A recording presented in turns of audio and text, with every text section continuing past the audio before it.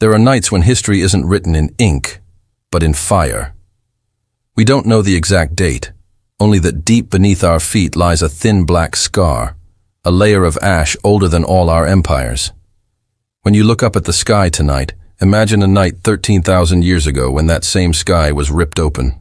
Ice and fire rained down, searing the oceans, shattering the forests, and wiping clean everything that walked upon the earth.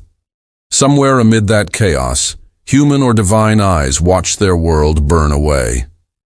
Archaeologists call it the black mat, a thin layer of carbon, nanodiamonds, and cosmic debris spread across continents.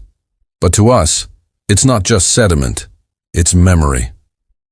A scar left by a catastrophe so immense that it erased an entire chapter of human history. From that buried ink, voices whisper, etched later on clay tablets by those who survived and rebuilt. They called it by many names: the Deluge, Abubu, the Great Flood. Among the ruins of Sumer, we find fragments that refuse to stay silent. These tablets don't simply tell stories or list kings. They are testimonies. One name appears again and again: Gilgamesh, the king of Uruk, who sought the secret of eternal life only to confront a devastating truth: that humanity is but a brief echo between cycles of annihilation. Each fragment of clay is a fossilized heartbeat. Those wedge-shaped signs, the world's first writing, were more than administrative marks. They were an act of defiance against oblivion. They spoke of gods who came from the stars, of cities built with impossible precision, and of a world reborn from ash. But the question that haunts us is not how civilization began. It's what came before. What if the beginning was, in fact, a rebuilding? Beneath the myth of creation may lie the archaeology of remembrance. The cracks in the soil, the comet dust in the ice, the tales of kings before the flood, all seem to trace back to a forgotten world, one that may have reached heights we can only guess at, before being deliberately erased. We like to think of history as a straight line, from caves to cathedrals, from spears to satellites. But what if it's a circle? What if every time humanity climbs too high, the universe sends fire to remind us of our place? Perhaps those we once called gods were the survivors of a previous cycle, wanderers bearing fragments of knowledge from a fallen age. The night the sky was torn apart was not the end. It was the seed of memory. Humanity began to write, not to tell stories, but to remember. And when you gaze at the night sky, where the stars still trace their ancient roots, imagine that somewhere beyond the dark rim moves a hidden world, a planet out of place, whose passing once set our skies aflame. They called it many names, but one name endured: Nibiru. From that moment, every myth, every religion, every prophecy of destruction was born. Humanity has been trying to remember, not predict, the end. Deep within us lies a collective echo of that fiery night when the heavens themselves fell. And perhaps, beneath our modern world, that echo is stirring once more. If you've ever run your fingers along the surface of a cuneiform tablet, you can almost feel the pulse of time vibrating through the clay. Each mark pressed by a reed stylus thousands of years ago was a heartbeat of memory, an act of preservation in a world constantly haunted by destruction. Among these artifacts, one collection stands apart: the Sumerian King List. On its worn prisms, carved in ancient Akkadian script, the scribes of Mesopotamia recorded a chain of rulers stretching from the dawn of history to their own day. But the list hides something strange, something that defies the arithmetic of reason. Before the Great Flood, it says, there were 8 kings. Together they ruled for 200 years. After the flood, the lengths of reigns suddenly shrink, from tens of thousands of years to mere centuries, and then decades. What happened? Did time itself fracture? Or did those ancient scribes preserve a distorted memory of something far older, something too vast to fit within the limits of human chronology? Archaeologists interpret the King List as propaganda, a device to legitimize dynasties by tracing their authority back to divine ancestors. But to others, it reads like a coded record of a vanished epoch, a civilization that existed before the flood and vanished beneath it. And when we look closer, we begin to see that this document isn't just a list, it's a wound, a scar where myth and memory merge. One name on the list stands out: Gilgamesh, the fifth king of Uruk, whose reign lasted 126 years. A long life, but nothing compared to the antediluvian rulers before him, who reigned for 20 or 30 millennia. His presence bridges the impossible, between the divine and the human, between what could be history and what might be myth. He is the crack in time through which the light of a lost world still shines. For centuries, many dismissed Gilgamesh as pure legend. But the earth, as always, had its own way of speaking. In the ruins of Nippur, archaeologists unearthed the Tumul inscription, an administrative record listing the restoration of a temple to the goddess Ninlil. And there, in its careful lines, was a name, Gilgamesh, alongside that of his son, Urnungal. Not in myth, but in masonry. Not in poetry, but in stone. Think about that for a moment. The same king who fought celestial beasts in myth also appears in an accountant's ledger of temple construction. The epic and the invoice coexist. It's as if history itself refuses to draw the line between fact and fable, and it isn't the only trace. Small stone cylinders used to stamp official seals bear inscriptions reading, "Servant of Gilgamesh." His name appears in the personal names of later generations, evidence that his memory was revered for centuries. Uruk, the city he ruled, was not just real, it was immense. Its walls stretched over 6 square kilometers, guarded by 900 towers, enclosing the largest metropolis of the ancient world.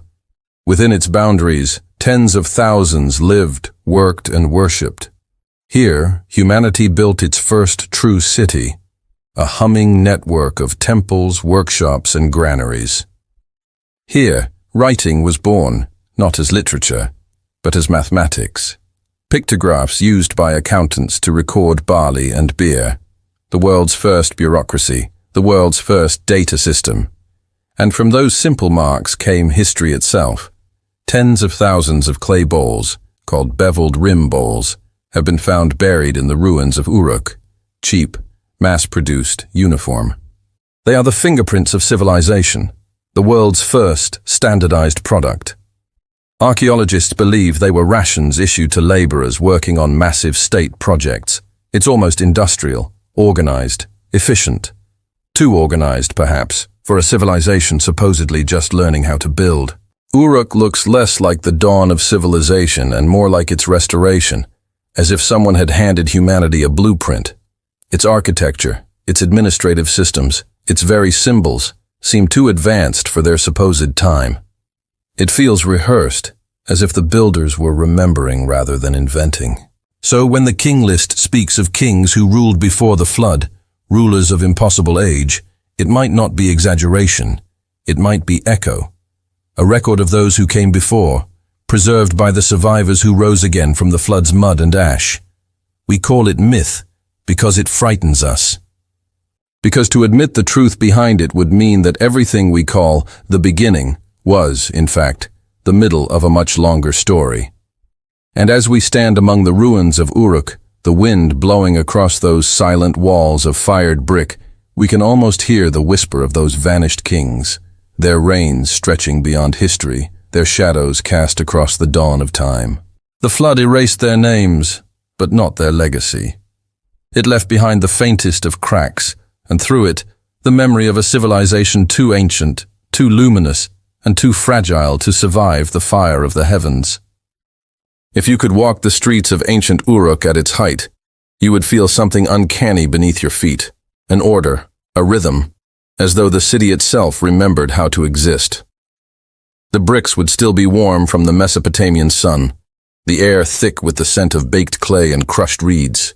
Voices echo between walls that stretch for miles, walls built of fire-hardened brick and pride, a barrier between chaos and the divine.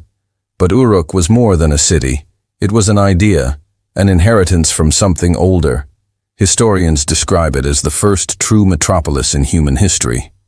Yet even that label feels too modest. Uruk was a living machine. Within its 6 square kilometers pulsed a coordination of power, economy, and spirit unlike anything before it. At its heart stood twin sanctuaries, the Temple of Inanna, goddess of love and war, and the great ziggurat of Anu, father of the heavens. These were not mere places of worship. They were the beating engines of civilization itself. The temples owned the fields, directed the laborers, stored the grain, and dispensed rations in the standardized beveled rim bowls, still unearthed by the thousands. A primitive welfare state, perhaps. Or perhaps the lingering echo of a system older than memory, a model passed down from a world erased. Here, in the scribal schools of Uruk, a new language was born, not of sound, but of symbols. Clay tablets filled with wedge-shaped impressions catalogued cattle, barley, beer, and labor. The world's first accountants carved their marks to keep balance with the gods. What began as inventory became scripture. The same strokes that counted grain would one day record the Epic of Gilgamesh. And Gilgamesh himself, his shadow lies over every brick. The poem says he built the walls of Uruk, and the walls still stand. A circuit of 10 kilometers guarded by 900 towers, fired in kilns that must have devoured forests. To organize such a feat required hierarchy, calculation, design. Not the chaos of emerging civilization, but the precision of something remembered. Because when you look closely, Uruk feels less like invention and more like reconstruction. Its symmetry, its grid-like plan, its mastery of engineering all seem to come too soon, as if the builders were copying from an inherited design. There is a sense that they were guided, not by gods above, but by memory below. Archaeologists sometimes speak of the Uruk expansion, the sudden spread of this culture's influence across the Near East. Without conquest, without war, its methods, its architecture, script, and system of trade, blossomed from the Euphrates to the distant Levant. How does a city do that? How does one culture leap so far, so fast, if not through rediscovery? Some whisper of a legacy passed down by the Anunnaki, the divine council of heaven that once ruled the world before the flood. Perhaps they were not gods at all, but survivors. Engineers, priests, scientists. Whatever they were, they knew how to rebuild. They taught humanity to mold clay into record, to shape grain into economy, to forge cities that could endure the whims of the heavens. Look closely at the walls of Uruk, and you'll see the fingerprints of its masons pressed into the bricks. Each print a testimony that these builders were human, yet their creation was superhuman. They worked under a purpose larger than their understanding, as if following an instruction encoded in the human spirit. A program that reactivates whenever civilization rises from ruin. In the ruins today, silence hums. The wind moves through hollow corridors once filled with prayer and command. You can almost hear the echoes of orders shouted in Sumerian, the language of the dawn, its rhythm sharp and mathematical, the language of both priest and engineer. And you wonder, were they merely discovering these systems, or remembering them? When the poem of Gilgamesh invites us to walk along the walls of Uruk and admire their foundations, it's not only asking us to marvel at human achievement, it's daring us to recognize something uncomfortable, that the blueprint for our cities, our hierarchies, and even our yearning for eternity might not be ours at all. Civilization, the poem suggests, is an inheritance, a gift, or perhaps a burden, handed down through cycles of destruction and rebirth. Every brick of Uruk was laid upon the memory of a world that came before, a world burned away yet still whispering through the clay. And when you stand atop those ancient walls, looking out over the plains where the Euphrates once flowed, you can almost feel the pulse of that memory beneath you. The city is gone, but the pattern remains. The pattern waits. If every city is a mirror of its ruler, then Uruk once reflected a storm. Gilgamesh was not the wise hero of legend when he first ascended the throne. He was a tyrant. His strength was unmatched, his will absolute, and his divine blood, 2/3 God, 1/3 human, made him fearless and untouchable. The epic begins not with glory, but with exhaustion. His people crushed under the weight of his desires. No father could protect his son from conscription. No lover could keep his bride from the king's grasp. Power, unbalanced, had turned divine light into divine madness. And so, as always in the ancient world, the gods answered imbalance with creation. From the dust of the wilderness and the breath of the divine, they shaped a man, Enkidu. Not of the city, but of the steppe. Hairy, raw, running with the gazelles, drinking beside lions. He was the embodiment of nature unbroken, innocence untouched by law or greed. The gods sent him to humble Gilgamesh, to confront power with purity. When word of this wild man reached the walls of Uruk, Gilgamesh laughed. A rival? He demanded the creature be brought before him. Yet before Enkidu could enter the city, he would be changed. A temple priestess named Shamhat met him at the edge of the wilderness. Through touch, through ritual, through love, she awakened him to consciousness, civilization entering nature, the ancient allegory of humanity's own awakening. The animals fled from him then. He was no longer one of them. He had tasted the knowledge of the gods and felt the loneliness that comes with awareness. When he finally entered Uruk, the meeting of Enkidu and Gilgamesh was seismic. The poem says the ground trembled as they wrestled, locked in combat that shook the gates of the city. Neither could defeat the other, and in that stalemate, something broke open. Not a wall, but the isolation of two souls. They stopped, breathless, staring into each other's eyes, and laughed.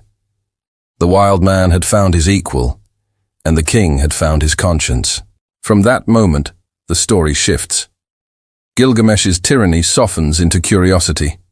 Enkidu becomes his friend, his mirror, his tether to the earth. Together, they embark on impossible quests, not for conquest, but for meaning. They travel to the cedar forest, guarded by the monstrous Humbaba, whose roar is the thunder of the mountains. The air thickens as they swing their axes. The poem describes winds so fierce they shatter trees like stalks of grain. With the favor of Shamash, the sun god, they defeat the monster. Yet the victory is not triumph, it's transgression. Because when mortals slay the guardians of sacred places, the gods always take note. Back in Uruk, the goddess Ishtar, Inanna in Sumerian, beholds Gilgamesh and is captivated. She offers him her love, her power, her throne. But Gilgamesh knows her history. Every lover she's taken has met a grim fate. He mocks her, listing the men and beasts she's destroyed. Humiliated, Ishtar ascends to heaven and demands vengeance. She sends down the bull of heaven, a cosmic beast whose hooves crack open the ground and drink the blood of 1,000 men. Gilgamesh and Enkidu fight side by side, slaying it. The city cheers, but the gods are silent. That silence is a sentence. The Council of Anu and Enlil decrees that one of the heroes must die for their defiance, and they choose Enkidu. The wild man who once lived beyond civilization now lies in a fevered bed within it, cursing the gates he helped build, the priestess who brought him to awareness, the gods who have abandoned him. His strength ebbs. The text describes his final moments with unbearable tenderness, his breath faltering, his dreams haunted by visions of the underworld. Gilgamesh watches helplessly. The king who feared no man now trembles before the power he cannot conquer, death. And when Enkidu's body grows cold, something dies within Gilgamesh too. His grief is primal, his cries echo through the streets of Uruk. When I die, he asks, shall I not be like Enkidu? That question, simple yet cosmic, becomes the heartbeat of the entire epic. From this moment, Gilgamesh's journey transforms. No longer a quest for glory, it becomes a pilgrimage into the unknown, a desperate search for immortality. He abandons his throne, his wealth, his pride. The man who once ruled the world now wanders through deserts and mountains, driven by terror and love. The gods have taken his friend, and in doing so, forced him to confront the mirror of mortality. This is where myth ceases to be legend and becomes philosophy. In the silence after loss, Gilgamesh becomes us, the human who dares to question death itself. And somewhere beyond the edge of his grief, in the fading light of a dying sun, waits the one man said to have escaped death. His name is Utnapishtim, the survivor of the great flood, the one who remembers the world that ended and the gods who ended it. Gilgamesh will find him, or perish trying. Gilgamesh's footsteps carried him beyond the borders of maps and memory. The walls of Uruk faded behind him, swallowed by the desert, until only the wind and his heartbeat remained.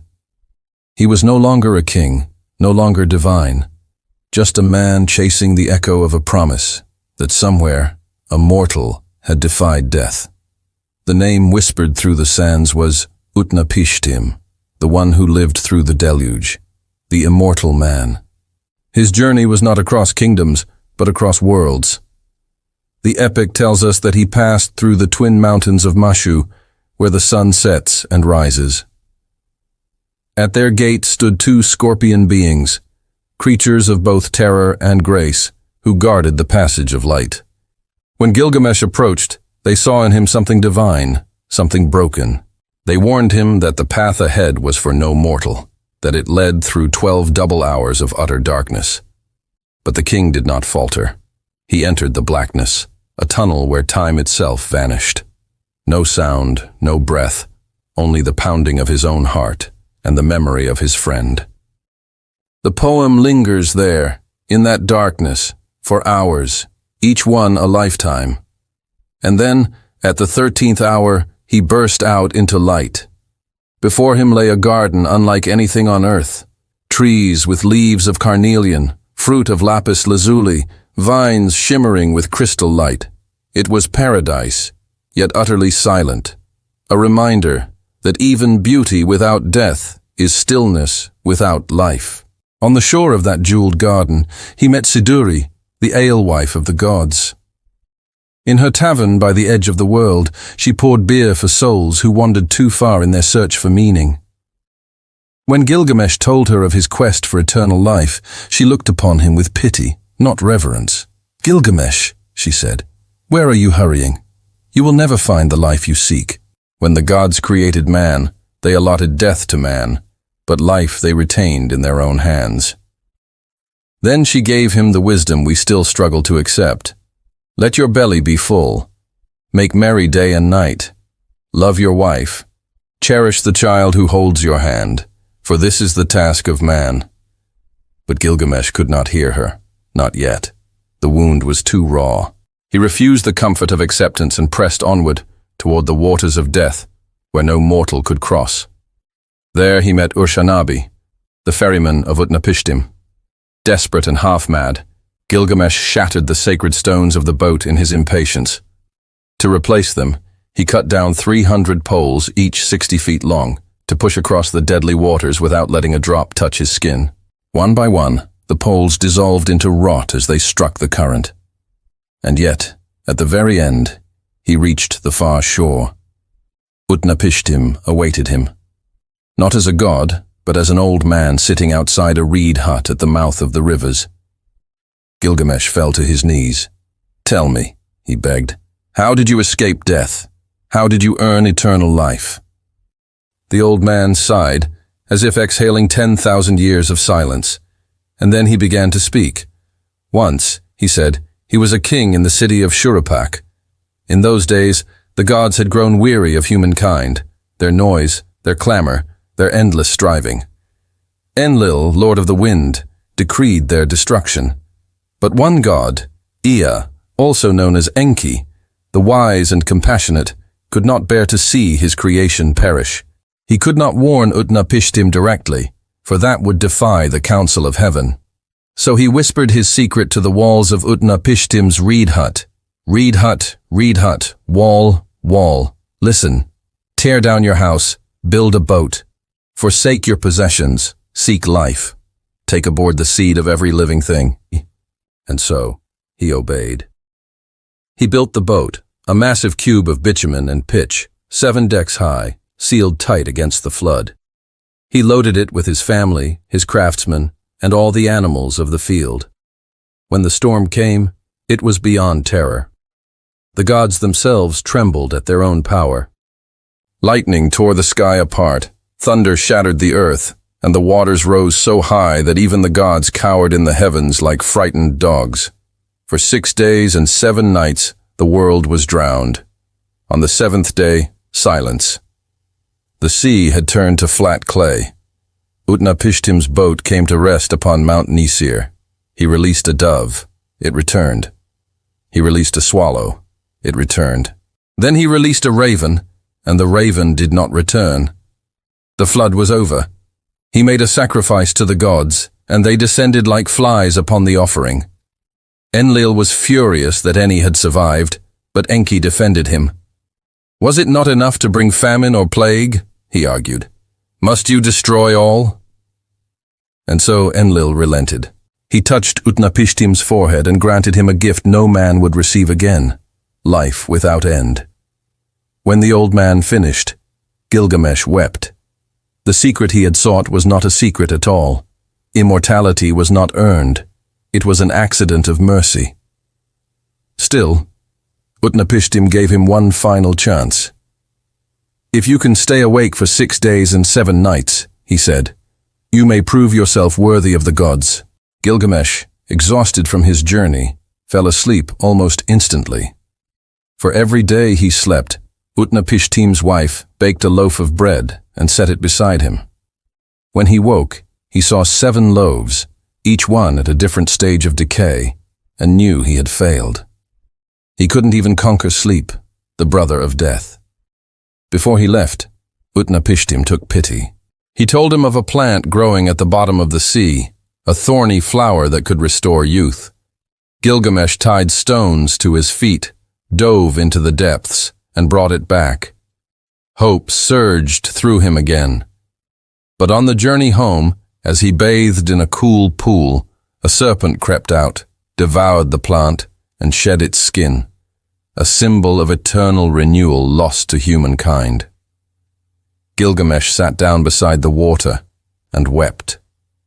His quest was over. The gods had given their answer. Immortality would belong only to memory. When he returned to Uruk, he looked not to the heavens but to the walls he had built. The epic ends where it began, with the king showing his city to the ferrymen. Behold its foundations, he says. These are the works of men. And in that quiet recognition, Gilgamesh finally understood. The only immortality worth having is what endures after us, the walls, the words, and the stories that refuse to die. When the floodwaters receded and the survivors rebuilt, they carried more than fear. They carried memory. And that memory became myth. The names of gods emerged like sparks from the ashes, but the stories that followed were not about morality. They were about power, hierarchy, and technology cloaked in divinity. The ancient Sumerians called their creators the Anunnaki, literally, the princely offspring, the royal bloodline of the heavens. They were not distant abstractions, not spirits floating in clouds, but rulers, administrators of the cosmos who had once walked among men. In the beginning they were few. Anu, Lord of the high heavens, Enlil, the enforcer, god of wind and law, and Enki, the trickster engineer, god of water and wisdom. Beneath them, the hierarchy expanded. Moon and sun, love and war, fertility and death, all parts of a celestial bureaucracy that mirrored the city-states of earth. Each god held dominion over a natural law, and together they governed the balance between chaos and order. But at the center of their system was a concept older than writing itself, the me. In Sumerian myth, the me were the tablets of destiny, the blueprints of civilization. They weren't commandments written on stone, they were the code of reality itself. Each me represented a domain: kingship, priesthood, craftsmanship, justice, music, language, even emotion.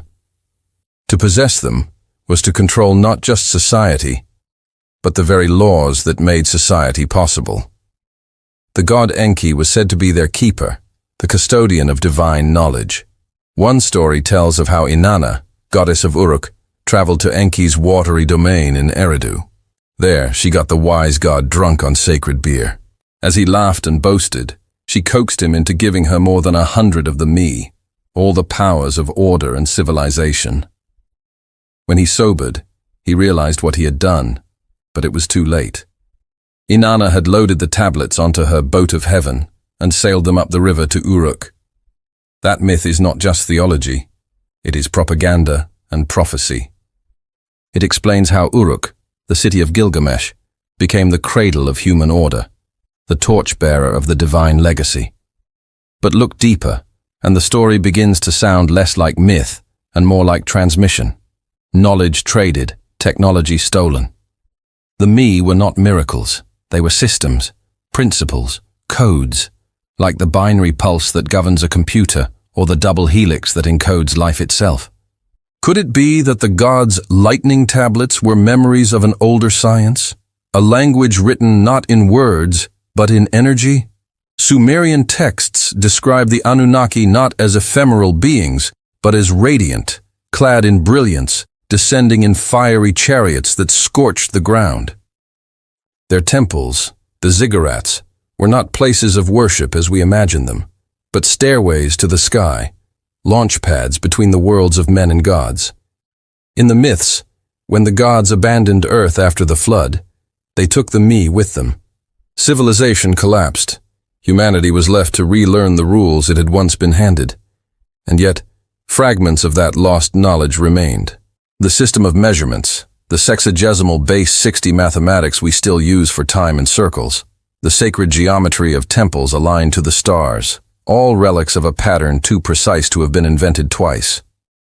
We tell ourselves these were gradual discoveries, accidents of evolution, but what if they were echoes? What if the first mathematicians of Sumer were decoding a script already written into the cosmos by those who came before? The myth of the Anunnaki can be read in two ways.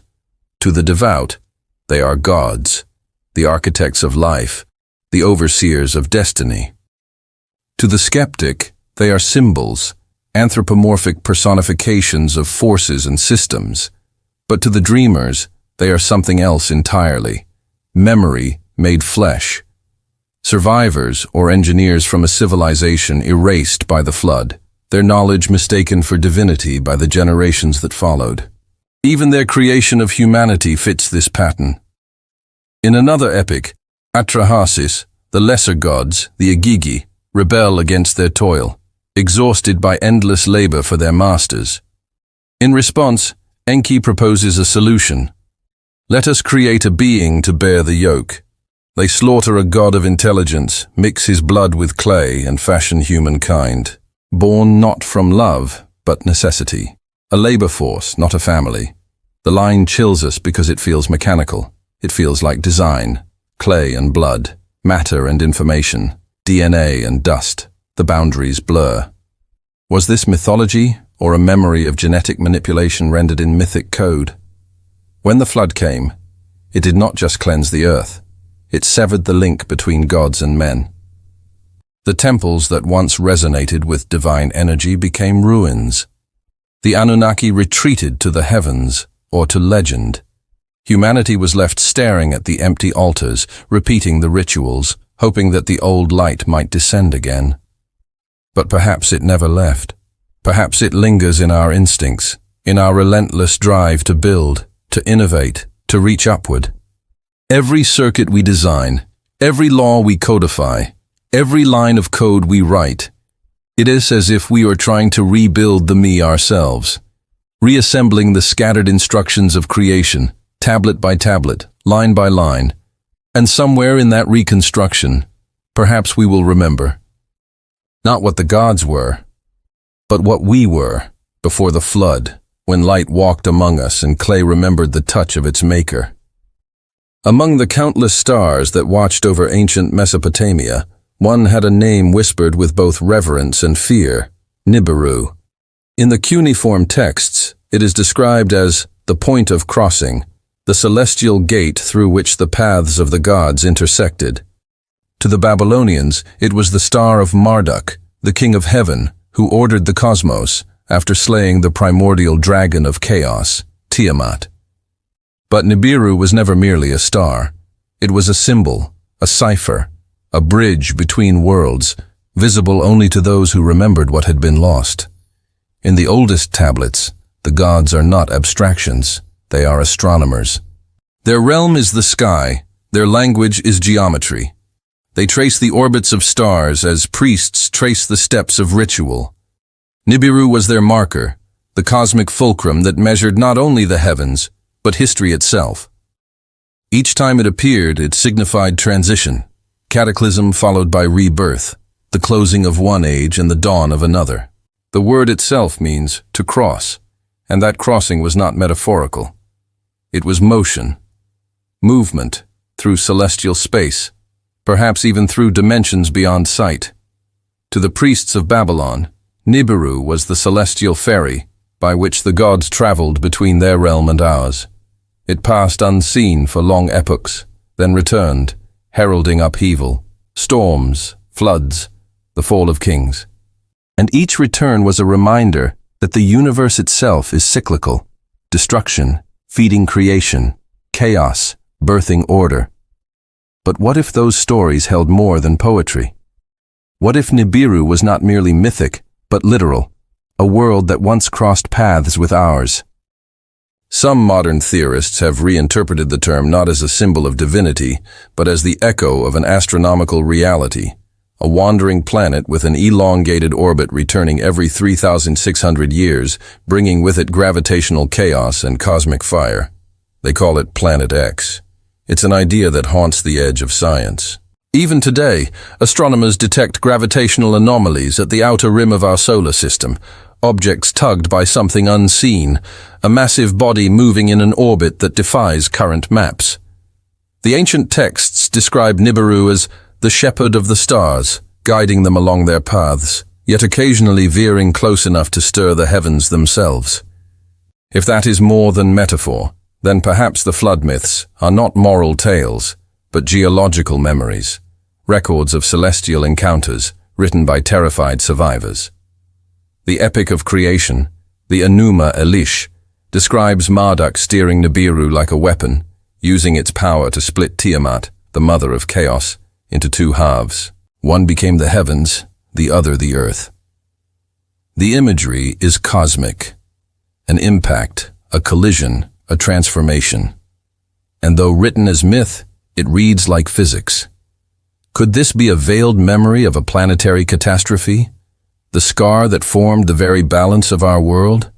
When the priests of Uruk or Babylon looked up and marked Nibiru's appearance, they didn't see a distant god. They saw the clock of the universe. Each crossing heralded a reset. It wasn't just the end of worlds. It was the return of the gods, the rebirth of memory. The Sumerians marked time in great cycles, not years, and their myths mirror those cycles like reflections on water. The flood was not once, it was eternal. Each age rises and falls with the same pulse, the same rhythm as the orbit of a hidden world. To them, Nibiru was not destruction, it was destiny. Its approach meant that order must fall so new order could arise.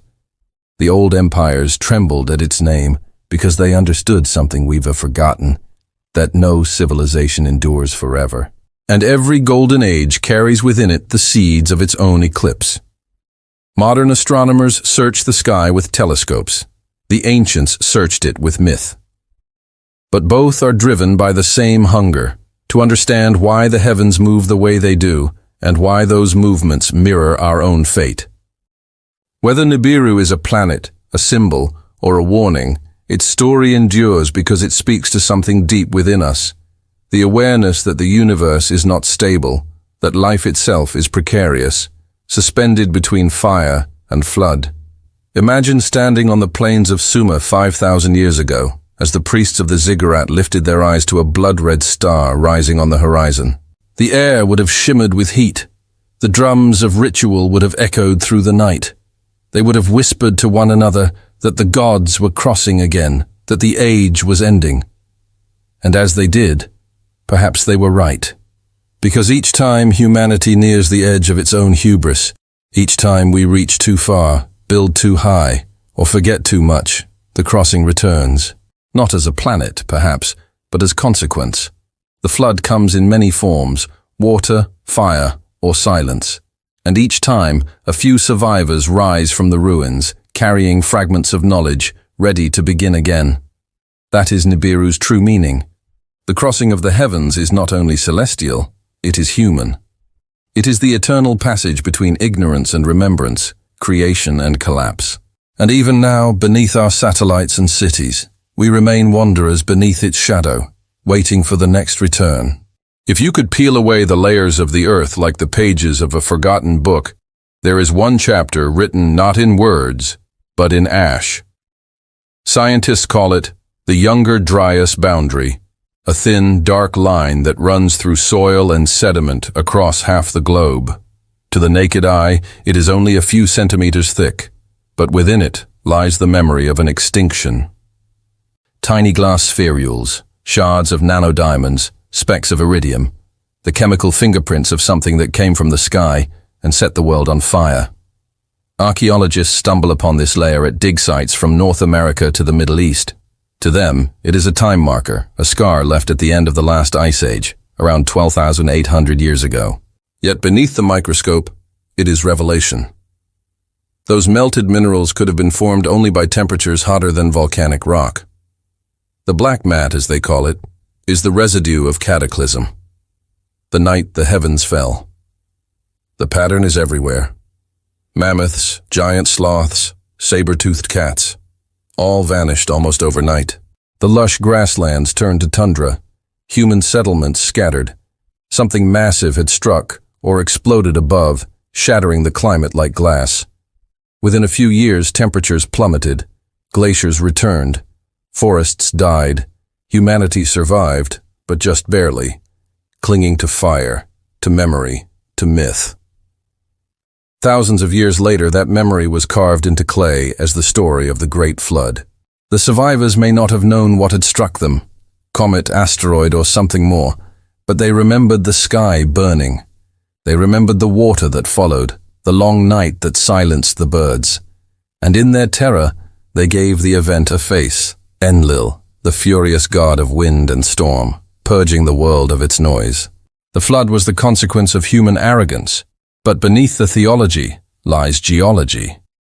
The myth is the translation of trauma. Modern science calls it the Younger Dryas impact hypothesis. Its prophets are not priests, but geologists. Randall Carlson, Graham Hancock, Richard Firestone, men who look at the earth not for salvation, but for evidence. They find it in charred bones, in craters buried beneath ice, in rivers that seem carved by sudden torrents, not by slow erosion. They speak of fragments of a disintegrating comet that struck the ice sheets of North America, releasing floods so immense they drowned continents. For the ancients, it was the wrath of heaven. For us, it was physics. But the line between the two is thinner than we think. Because when the Sumerians wrote of the fire that devoured the earth and the waters that followed, they were describing not metaphor, but memory. The memory of a global disaster passed down through generations, transmuted into theology, ritual, and fear. And here's the haunting part. That layer of black soil is not unique.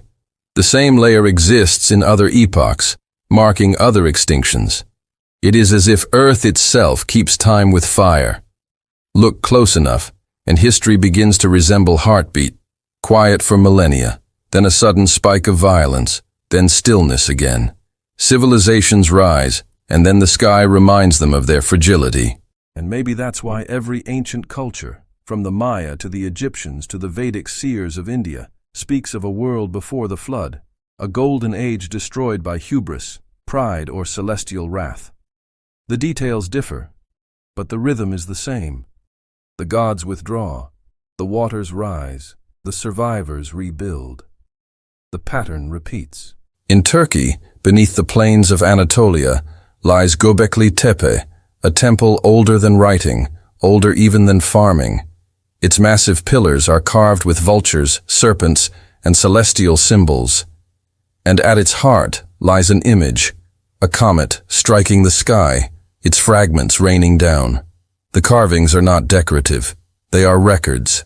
Perhaps the builders were the descendants of those who survived the Cataclysm, encoding their trauma in stone so the memory would not fade again.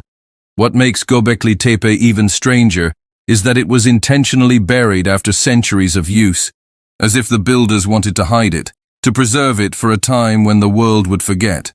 A message to the future. We were here before the fire. In that sense, the black mat is more than ash. It is the punctuation mark between worlds, the line dividing the civilization that was from the one that would be. Everything that came after, the Sumerians, the Egyptians, the Indus Valley, was built on the ruins of what the flood erased. The gods of old were not inventions, but memories. The temples were not beginnings, but echoes. Perhaps that is the greatest secret the earth keeps under our feet, that what we call history is already a second draft. The first was burned away, leaving behind only smoke and myth. And if the pattern holds, if Cataclysm is cyclical, if the heavens still cross as they once did, then the black layer is not only a scar from the past, it is a warning, a reminder that the fire remembers the way home. If myths are the dreams of civilizations, then the year 2012 was humanity's collective nightmare. For a brief moment, ancient prophecy collided with digital hysteria. Television, tabloids, YouTube, every screen pulsed with the same question. Was the end coming? The Mayan calendar had reached its final glyph, the 13th Baktun, and someone whispered that the world would end on December 21st. 2012. It was nonsense, perhaps, but like all good myths, it had roots that reached much deeper than anyone wanted to admit. In the beginning, the prophecy wasn't about destruction. The Maya themselves never wrote of apocalypse, only of renewal, the closing of one cycle and the opening of another. But somewhere along the way, that poetic truth merged with an older, darker mythology, the legend of Nibiru. On internet forums and late-night radio shows, ancient Sumerian texts were invoked again. Zechariah Sitchin's The 12th Planet was resurrected, his Anunnaki reborn through modern fear. People began to speak as if the lost planet of the gods was returning, its 3,600-year orbit bringing it once more into the heart of the solar system. According to the new mythology, Nibiru would pass close to Earth in December 2012. Some said it would strike us directly. Others claimed it would tilt our axis, flip our poles, unleash floods and earthquakes and firestorms. The story evolved with each repost and rumor. Amateur astronomers uploaded blurry photos of lens flares and claimed they had seen the twin sun. Conspiracy channels swore NASA was hiding the truth. And in homes around the world, children lay awake staring at the ceiling, waiting for the sky to fall. It was, in many ways, the modern version of the flood story, the same primal terror, reimagined in an age of satellites and skepticism. Once again, the heavens were the enemy. Once again, humanity imagined itself as the victim of cosmic judgment. NASA eventually broke its silence. For decades, the agency had ignored pseudoscience, but the panic became impossible to contain.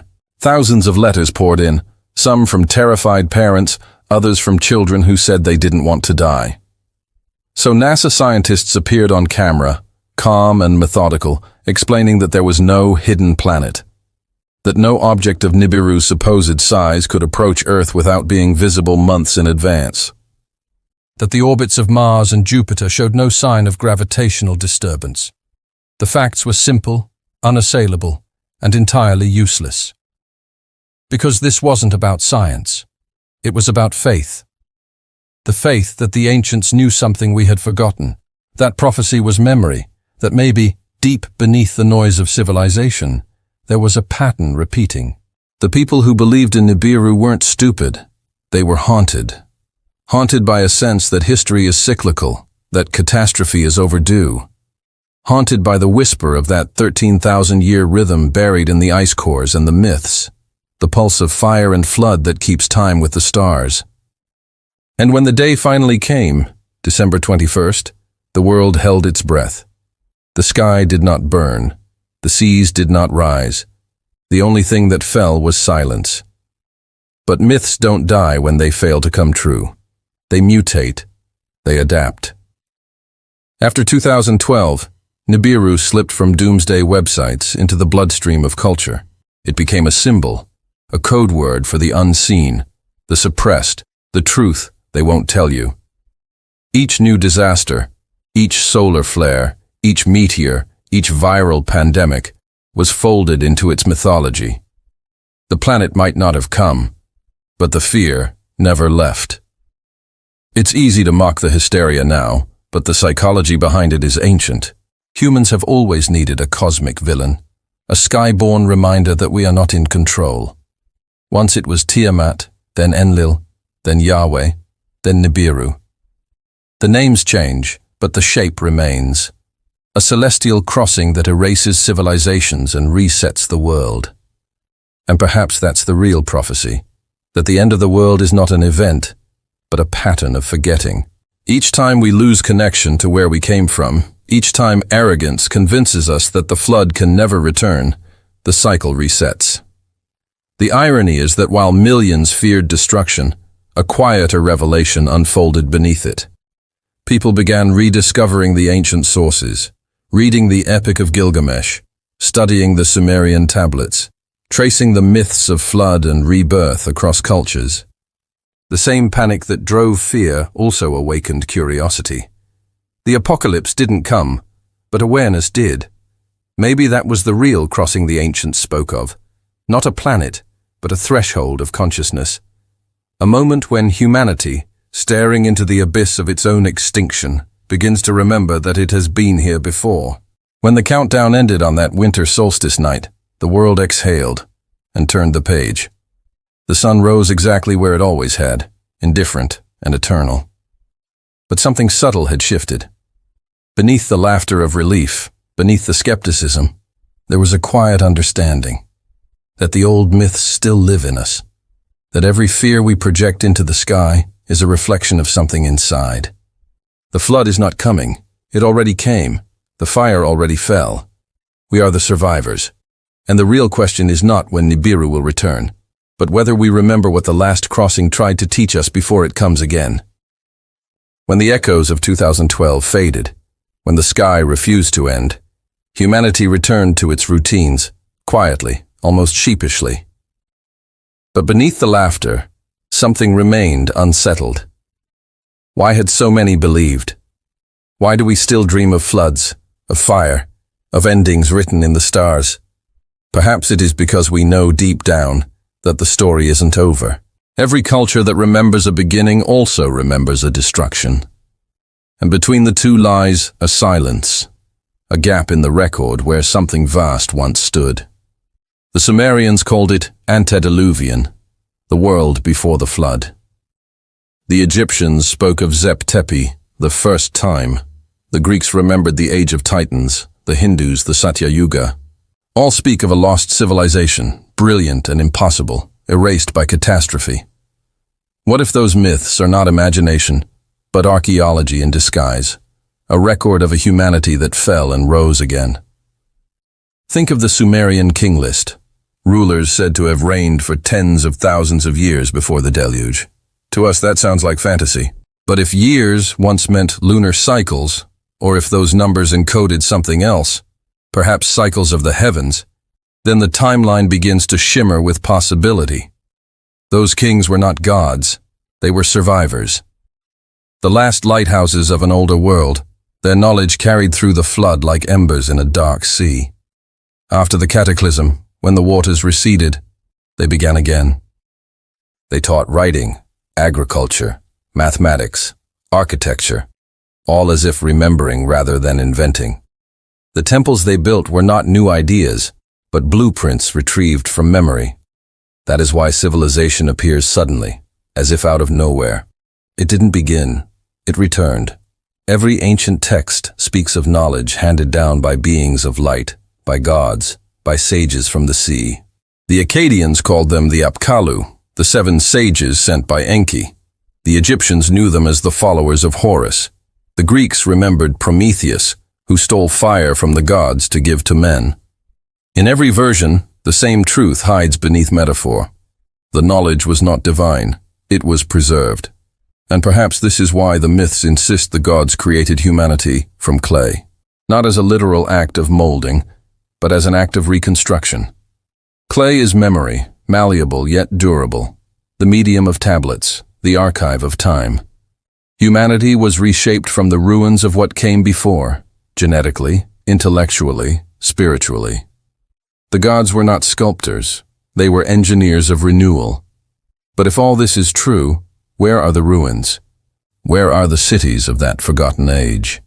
The answer may lie beneath the waves. 13,000 years ago, the sea levels were 400 feet lower. The coastlines of that world, its ports, temples, and observatories, now sleep beneath the ocean. The continents have shifted, the evidence erased by water and time. We have searched deserts for answers when perhaps we should have searched the seabed. Yet fragments still rise through the silence. The megaliths of Göbekli Tepe, aligned to the stars of a vanished sky. The precision-cut stones of Baalbek. The pyramids of Giza, their geometry echoing celestial patterns older than Egypt itself. Each anomaly is a whisper, each monument a memory. The ancients were not primitive. They were remembering. And in remembering they warned us. Because every flood myth is also a prophecy. It tells us that the world resets itself, not out of malice, but necessity. When arrogance blinds us, when greed unbalances the rhythm of life, the cosmos corrects its course. The flood returns in new forms: ice, fire, famine, silence. The gods withdraw until we remember humility. Civilization is not a line, it is a circle. Perhaps that is what the story of Gilgamesh was always trying to tell us. His quest for immortality ended not with victory, but understanding. He returned to Uruk not as a god, but as a man who had seen eternity and accepted its limits. "Look upon the walls," he said, "the work of my hands." It was not his body that would endure, but his creation, his story. In that, he found peace. So too must we. Our walls are different, satellites, skyscrapers, circuits, but the lesson is the same. We are builders standing atop ruins, scribes writing on reused clay. The Anunnaki, the flood, the lost planet, the black layer, all are mirrors reflecting a single truth. We have been here before. And maybe, just maybe, we will be here again.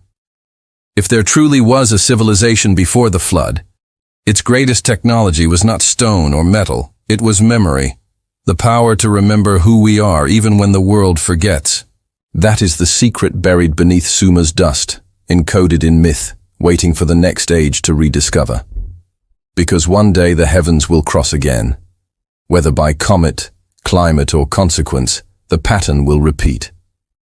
And when it does, the survivors will look to the stars, just as their ancestors did, and whisper the oldest prayer humanity knows. Let us remember this time. And as the sky darkens and the waters rise once more, the story will begin again. Not of gods, but of men. Of us, relearning the forgotten language of creation, rebuilding the world from the ruins of its memory. In that moment, as the veil lifts, we might finally understand what the ancients meant when they said the gods made man from clay. Not as servants, not as slaves, but as mirrors, shaped to remember the light. Soft music fades, the dust of ages settles, the voice grows quiet. And so, the story ends where it began, with a question: what if we did not invent civilization, but rediscovered it?